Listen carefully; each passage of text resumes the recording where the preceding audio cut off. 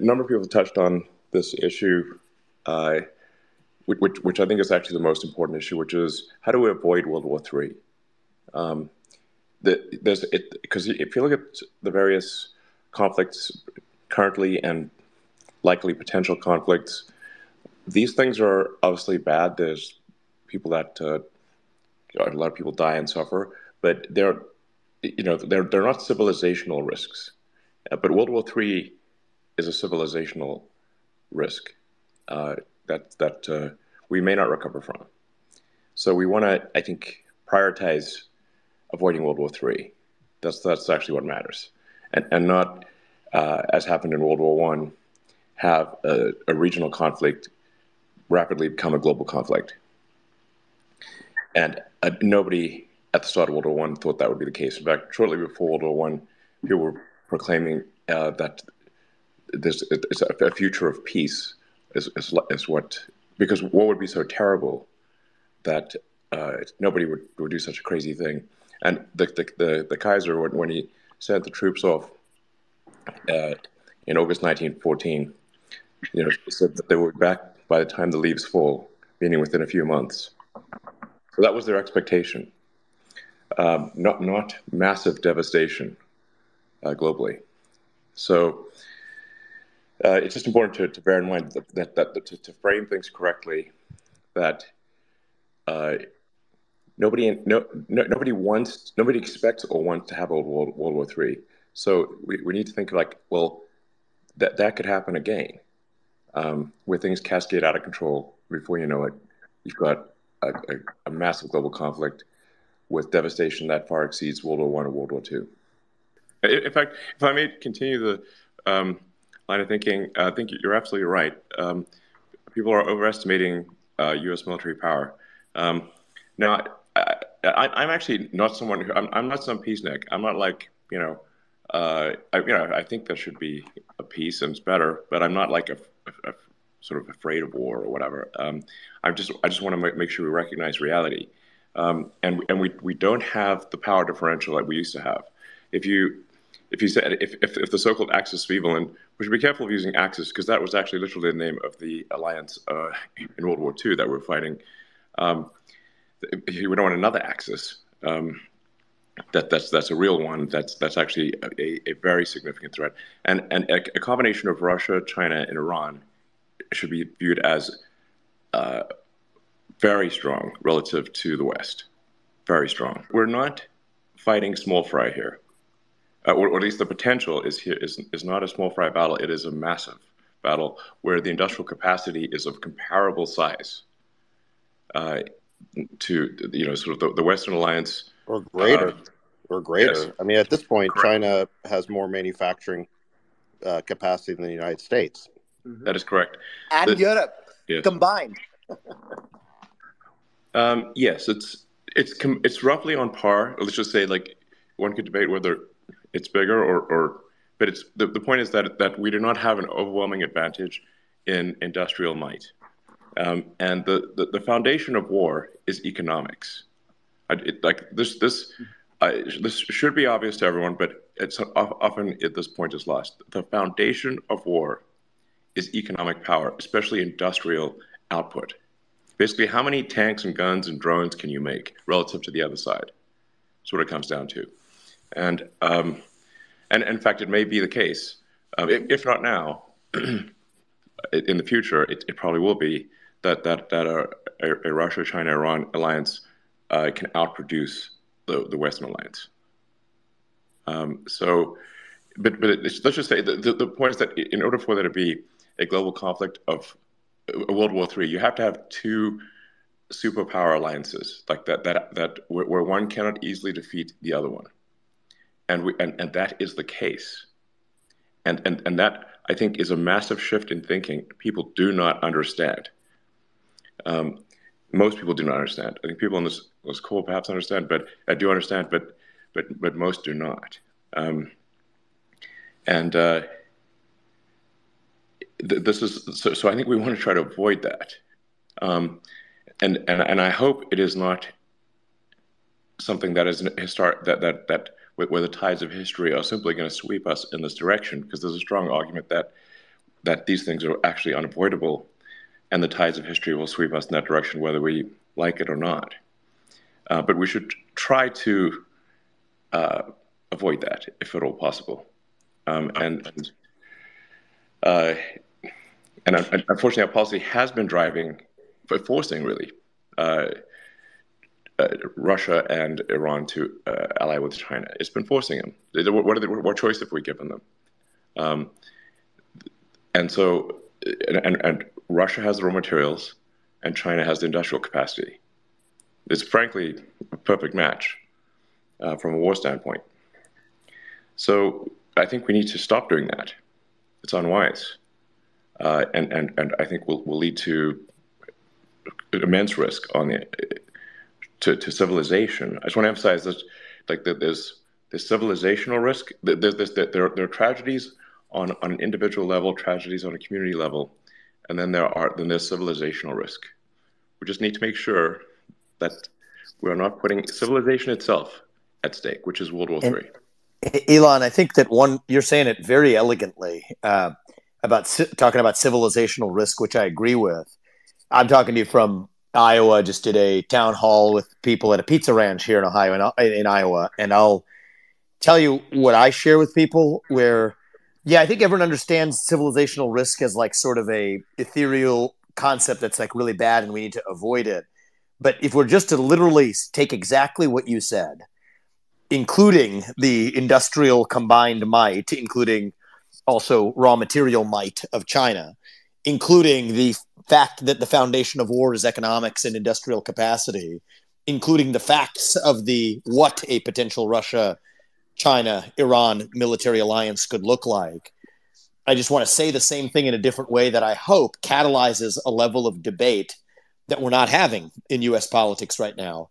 If we do enter World War III, it is likely that the United States as we know it will cease to exist. And I think that, yes, that's just a different way of saying civilizational risk, because there's a lot of other things that would also cease to exist.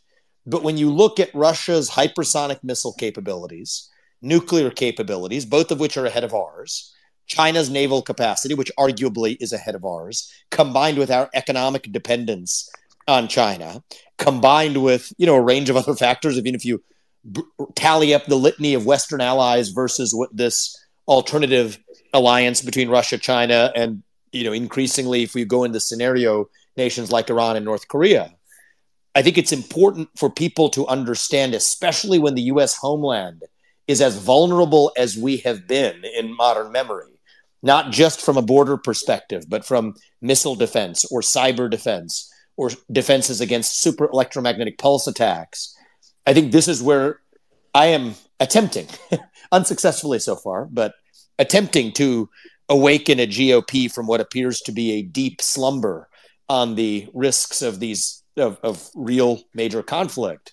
If we enter major conflict, anything resembling World War III against a Russia-China alliance, with potentially Iran and or North Korea included on the other side of that, the United States, as we know it, will cease to exist. And at least I found that maybe to be a little bit more persuasive to people here engaging in a dialogue on the ground than, the broader possibility of civilizational risk. The existence of the United States itself is what we're talking about as being on the line here. So I like the way you said it. Yeah, I think that's right. So we are like the New York Yankees, or we're literally Yankees. So we're like a pro sports team that has been winning the championship for so long and so many years in a row that we have forgotten what losing even looks like. And that's when the championship team loses. When the championship, the team that's won so many times has had so many victories, that over time complacency and entitlement grow, and then you get your ass handed to you. So, and this is, like I said, my concern here is civilizational risk. How do we avoid that?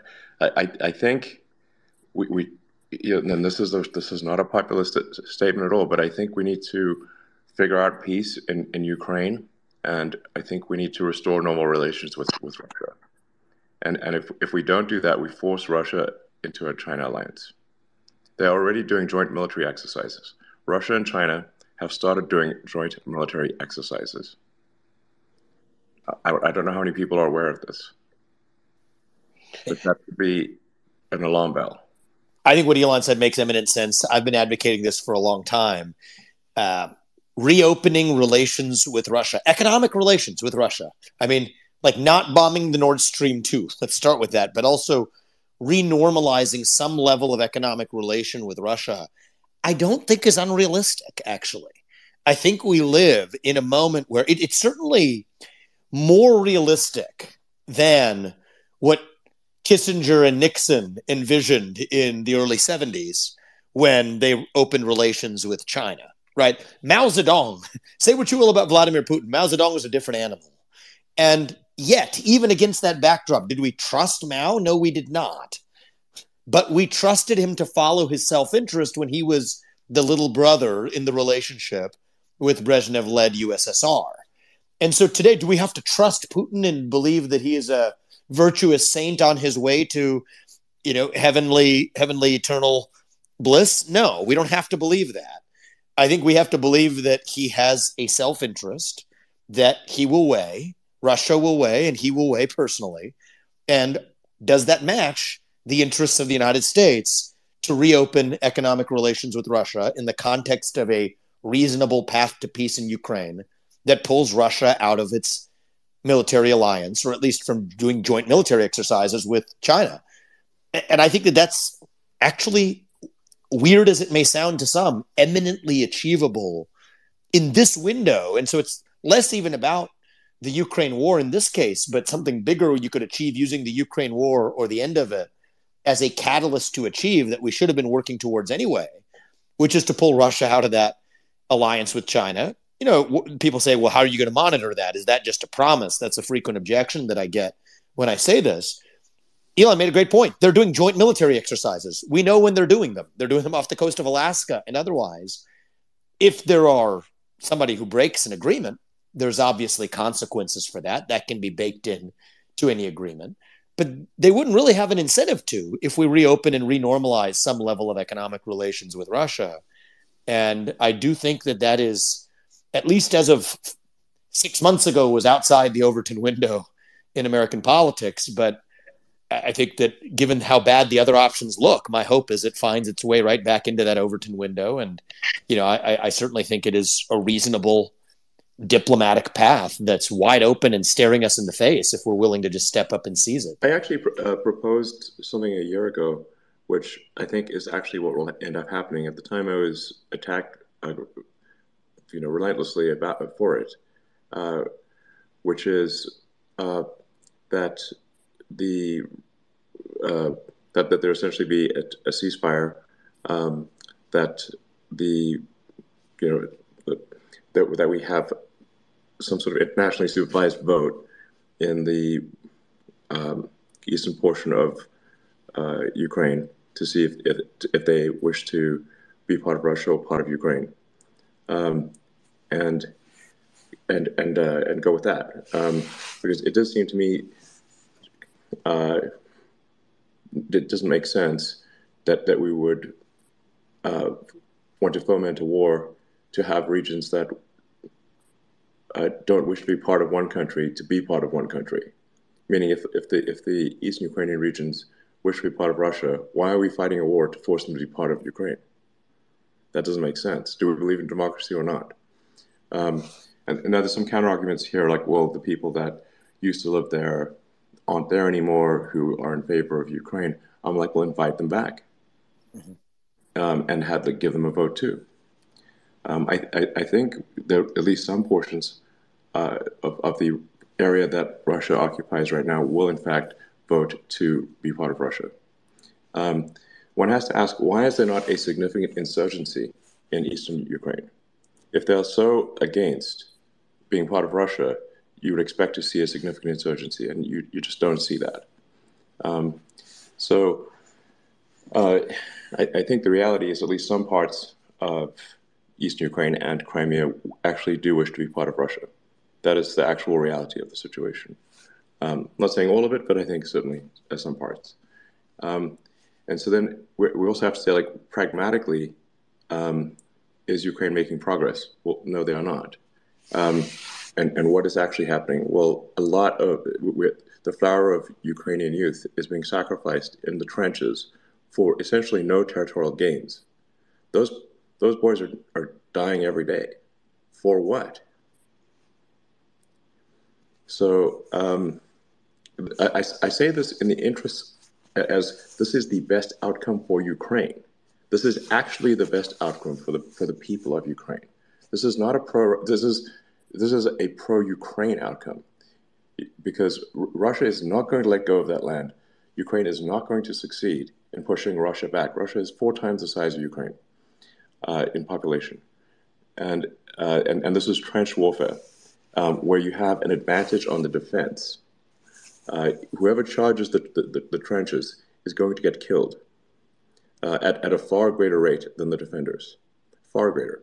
So it's obviously absurd to have the smaller army charge the larger army when the larger army has massive defenses and will inflict casualties at a rate that is probably 3 to 1 or maybe worse.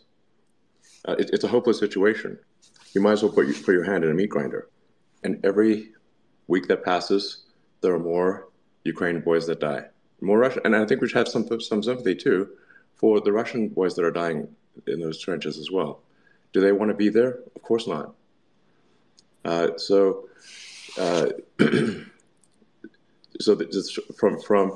from a humanitarian standpoint, we should find, I think, we should push for a ceasefire and push for peace in that region. And I think then from a civilizational risk standpoint, we should restore normal relations with Russia. This seems like a logical path. And because the alternative is not an axis of evil, but an axis of immense power against the West, and laying the groundwork for World War III. And again, if one has to look at the sort of the scales of the decision, what good or bad things happen with one set of decisions versus another? And I see no benefit and only bad things, frankly, in prolonging the Ukraine-Russia conflict. I really see no positive side to this, and only bad things. It's both bad things for Ukraine and bad things for the United States and bad things for the world. So we should seek peace, I think, immediately. We should seek to restore normal relations as soon as possible. This is not some kind of reward for Russia. This is simply recognizing the realities and the risks that the world faces, and ensuring that there is the highest likelihood of a positive future for human civilization. And I'm actually curious for either of you guys, one of the questions is, it's actually considered very gauche to ask this question, but I think it's actually a relevant question that we have not really touched on yet. How do we get Putin to have enough trust in doing that deal? I mean, I think I spend a lot of my airtime addressing the other objection, which I've done in other forums and don't need to do here, which is, should we trust Putin? And the answer is, we're trusting him to follow what should be in his self-interest right now to come out of that alliance with China and the corner we've put him in. But on the flip side, I don't know if one of you were to, wear your diplomatic hat. What would you? I don't think this is not a matter of trust one way or the other. For the same reason that Ukraine cannot advance meaningfully into primarily Russian-speaking regions in the eastern Ukraine, Russia cannot advance into the predominantly Ukrainian regions because they face a massive insurgency. They lack support from the local people. And whereas they have support from the local people in eastern Ukraine, they do not have support from local people in western Ukraine, in the western two-thirds. Russia is a country that has done incredibly well on the defense, but at least in the last 100 years, not so well on the offense, unless it is attacked. When you look at something like the Winter War against Finland, where Russia tried to sort of, because Finland at one point was part of the Russian Empire before World War I. They tried to invade Finland, and you think, and this was the Soviet Union, actually sort of the Warsaw. Well, yeah, the Soviet Union trying to invade Finland. They failed. They could not take Finland. The Finns won. And we're talking Stalin here. Stalin that's not someone who takes no for an answer easily. Say, you don't want to be the general that reports back, hey, we're not succeeding in invading Finland. So, but they did. They did not succeed in against Finland. So this notion that, well, if there's some sort of thing, some sort of ceasefire, we don't even need an agreement, just a ceasefire. Guys, just stop killing each other for a minute. There's no actual treaty needed. Just stop killing each other for a minute, and then let's just figure out some path to a more positive future. There's a lot of people think, well, if that's happened, then Russia's going to immediately take or in short order take the rest of Ukraine and then start invading the Baltics and taking a bunch. And they will not succeed in that because of the immense opposition of the local people. If they could take more of Ukraine, they would, and they can't. So I think we should stop sacrificing the flower of Ukrainian youth in trenches pointlessly, and do a ceasefire and begin the process of renormalizing relations with Russia. And it should be said that Russia and Ukraine, I mean, they're quite literally cousins. Like people have family in both. It's that the people in Ukraine have family in Russia. People in Russia have family in Ukraine. So they were sort of really part of one country for many, many years. The best rocket technology was when Ukraine and Russia were working together, and when they were not working together, their space technology suffered immensely. So like what I'm trying to say is that these are not natural adversaries. It doesn't make sense. That they have their grievances, but they are quite literally family. And I think we in the West are sort of pushing them to kill their sons, and it seems wrong to me to do that. So, and then to add to the regional tragedy, there is the civilizational risk that we are brewing by making Russia a pariah to the West, not allowing international transactions with Russia, basically extreme sanctions. And I should say this weaponization of the dollar, I think we've overplayed our hand in weaponizing the dollar with sanctions. So because you're now seeing a lot of countries de-dollar their transactions. Because we've sort of forced it, and this goes beyond even Russia, China, and Iran, because countries like, say, Brazil or India still want to transact with Russia. They can't do it with dollars, so we force them to de-dollarize their transactions, thus weakening the strength of the dollar in the world. So, like these actions are strategically foolish, it seems to me. But like I said, we should just sort of stand back and say, what is the most important thing? The most important thing is avoiding World War III, because we may never recover from World War III. And I think we're currently have the risk of World War III is increasing rapidly.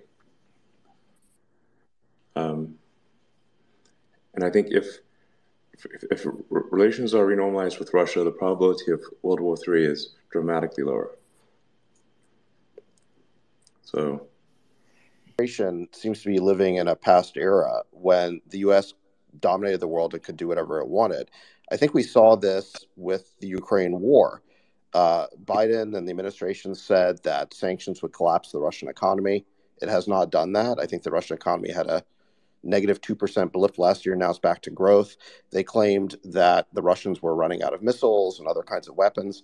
That has not happened. In fact, it's the U.S. that has run out of 155 millimeter artillery ammunition, which is the key type of ammunition in this war. That to me was absolutely stunning, that the U.S. could run out of artillery shells. I mean, we spend over $800 billion a year on defense, and apparently ammunition is not included.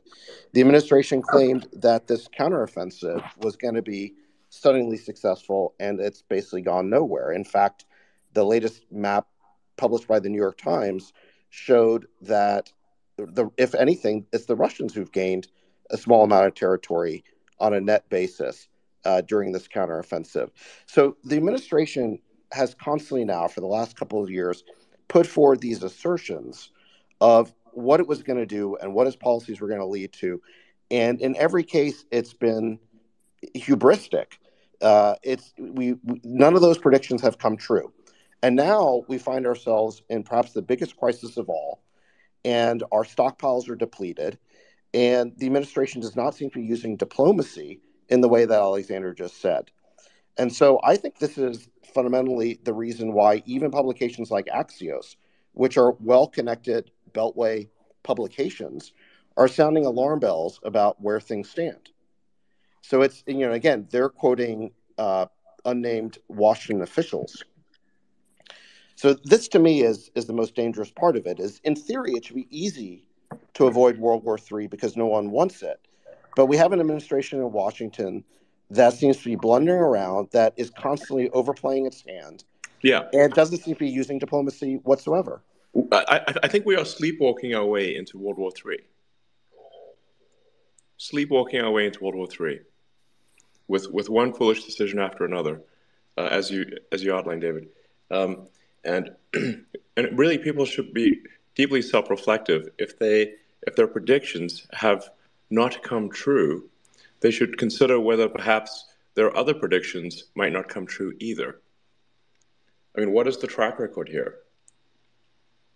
It's not good. It's funny in the investing world, in the VC world in which we operate. Track record is all important. When you want to assess whether an investor is good at their job or not, the first thing you look at is track record. But exactly. In international relations, there seems to be no concept of a track record. Yes, it's astonishing, and the stakes are so much higher. I mean, we're talking about many, many lives and devastation, and I just want to keep reiterating this point. Civilizational risk must be paramount, because if civilization goes away, it's all over for everyone. It worries me that the veterans of World War II are almost all dead. So those who remember the horrors of a world war are no longer, who has the visceral knowledge of what a world war is really like. When people have grown up coddled in comfort, they have no concept of war. I remember talking to my grandfather, who was in World War II for, I think, almost 6 years, in brutal conflict in North and East Africa. All his friends were killed in front of him. He had severe PTSD, like severe. I didn't even know what it was as a kid, but so severe. And in fact, if he he didn't finish high school, so he wasn't eligible for the officer corps. And I think it was a year or two before the end of the war, they randomly gave some aptitude test or IQ test or whatever to people, and he scored high. So they sent him to work for British intelligence in London, which is where he met my grandmother, who's English. And if that hadn't happened, he'd be dead, and I probably wouldn't exist. But I mean, you could see the effects of war in his face and personality. I mean, it was just he was destroyed, even though he was still alive. And how many people like that actually are still around, who remember the horrors of a global war, or remember war at all?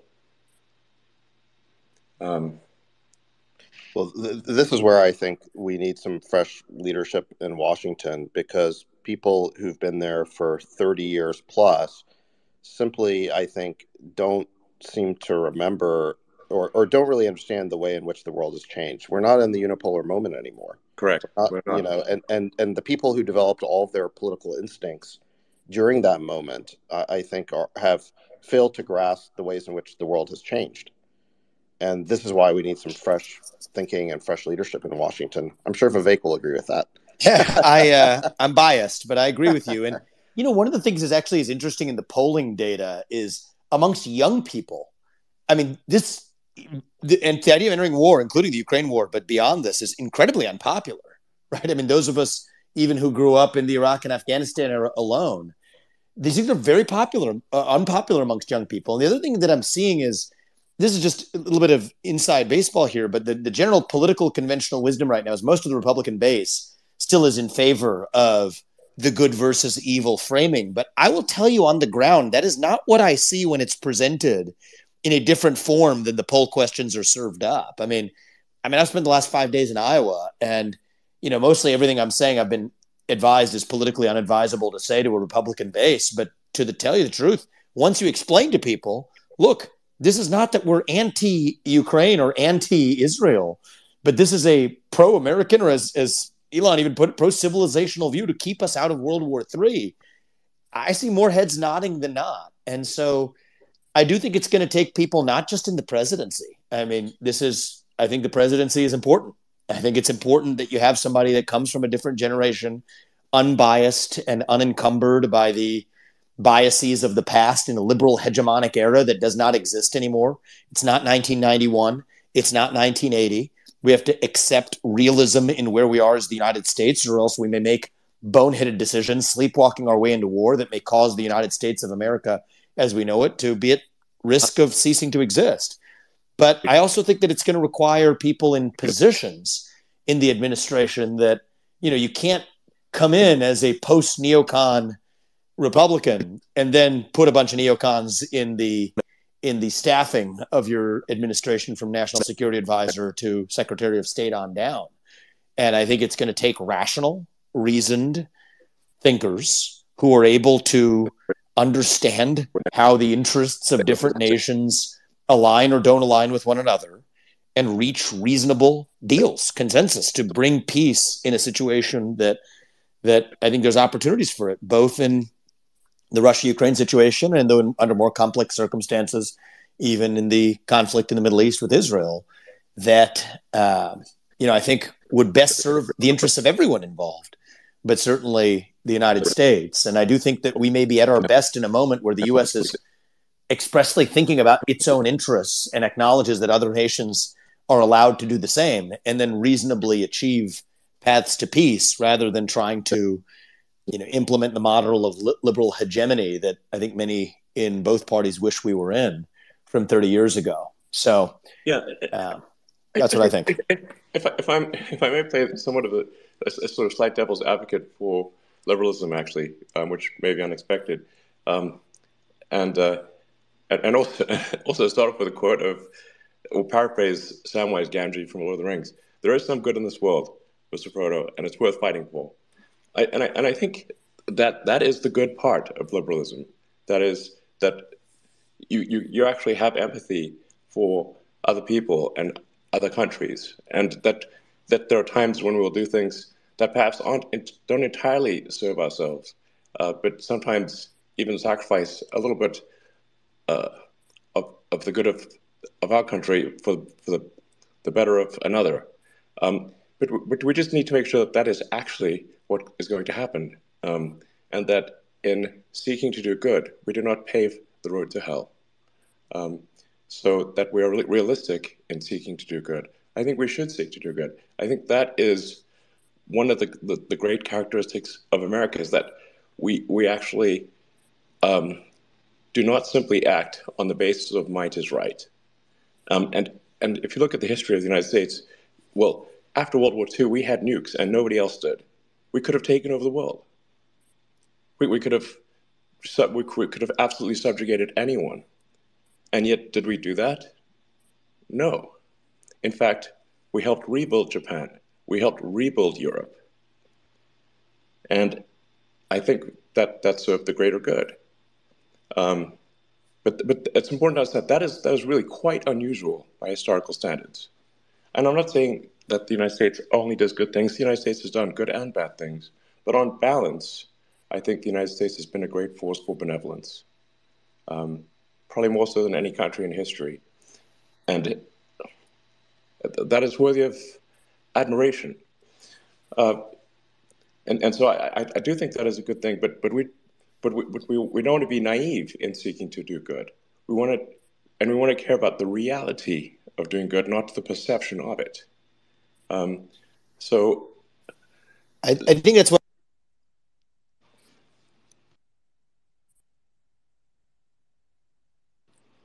Sorry, go ahead. I was just saying I think that was beautifully said. I think we live in a moment right now where those things go together, where we bring a realism to our foreign policy. I think a realism would actually result in the outcome that was best for Ukraine, for Israel, but by looking at it through an actual realist perspective that, I think we live, at least right now, in a moment where that's actually going to lead to the greater good by advancing, a national self-interest. In this moment we're in, I think that's actually the frame that will achieve the greater good result that you talk about too. So I think we're synchronous, but maybe coming at it from different angles there. Sounds good. Yeah, I just think sometimes, Vivek, I think I agree with you actually, but I just want to make sure that people sort of generally understand that we're not talking about sort of just engaging in purely selfish behavior that only ever serves purely the interests of the United States, but that we actually do care about other countries and other people, and we want to make sure that that actions we take are actually successful in helping those people, and do not actually, as we seek perhaps to help them, in fact hurt them. So there's I'm a big fan of South Park and the Trey Parker and Matt Stone, and there's a movie Team America where we're Team America World Police. The movie starts off with with a sort of terrorist attack in Paris, and then Team America comes in to just destroy the terrorists, but also levels half of Paris. It's like, well, I don't know if that was, should we have leveled half of Paris to destroy some terrorists? Perhaps not. So we just need to make sure that when we seek to do good, that we in fact do achieve it, and that we're realistic and do not inadvertently pave the road to hell with our good intentions. Amen. I'm good for another at least 10 minutes, X, but I think that's actually that could be a great moment to end on. Yeah, I think well said, Elon, and I think that I am an advocate for, and let me just say this, if you talk about the presidency, that's in self-interest or whatever to talk about new people and outsiders and whatever, but go a layer deeper. The more I've learned about this, I think the more I'm convinced that you not only need that at the level of whoever's on top of the executive branch, but in the State Department, in other parts of the federal bureaucracy that hopefully only a small subset of which survive, still need probably in the next chapter some people who have a muscle memory different than the one they've been trained on, which is to think they're doing good or convince themselves of the ultimate lie that they're doing good when in fact they're creating more harm than good, even not just for the United States, but for those other very actors they purport to help. And so, we'll see if we can't get there and, clean that up and staff it accordingly. So thank you guys. Appreciate this discussion. Learned a lot actually today too from the others who participated. So thanks to everybody else you called on. Absolutely. Thank you, Alexander. Thank you, Policy Tensor. Thanks, Colonel Davis. Thanks to everyone who participated. We will see you next time. Thank you very much. All right, thanks, everyone.